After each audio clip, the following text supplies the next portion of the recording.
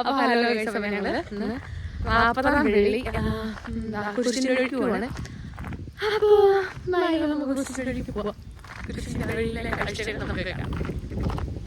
അപ്പോൾ ഞാൻ തറവാട്ടിൽ ചെന്നപ്പോൾ അവിടെ ചാച്ചനും അമ്മച്ചിയും ഇങ്ങനെ മുറ്റത്തിരിപ്പുണ്ടായിരുന്നു കേട്ടോ. അപ്പോൾ അവരോട് കുറച്ച് നേരം വർത്താനൊക്കെ പറഞ്ഞ് ഞങ്ങൾ പിന്നെയും കുരിശിൻ്റെ വഴി ഉള്ള സ്ഥലത്തേക്ക് പോയി.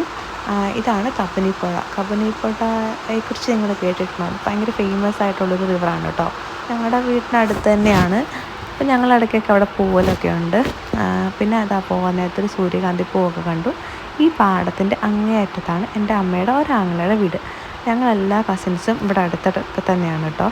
അതുകൊണ്ട് തന്നെ എനിക്ക് എവിടെ പോയാലും ഒരുപാട് കസിൻസ് ഉണ്ട്. ഈ വയനാട്ടിൽ തന്നെ എനിക്ക് ഒരുപാട് റിലേറ്റീവ്സ് ഉണ്ട്. അതൊക്കെ കഴിഞ്ഞ് ഞങ്ങൾ കുരിശിൻ്റെ വഴി ചെല്ലേണ്ട സ്ഥലത്തെത്തി. അവിടുന്ന് പ്രാർത്ഥന തുടങ്ങി. ഇതൊക്കെ കഴിഞ്ഞ് ഞങ്ങൾ ഒരു 7:30 ആയപ്പോഴേക്കും പ്രാർത്ഥനയൊക്കെ കഴിഞ്ഞ് ഞങ്ങൾ തിരിച്ച് നടക്കാൻ തുടങ്ങി. അപ്പോഴേക്കും നല്ല ഫുൾ മൂൺ ഇതൊക്കെ കണ്ടു. അപ്പോൾ അതൊരു വീഡിയോ ഒക്കെ എടുത്ത് തിരിച്ച് പോന്നു. പുതിയൊരു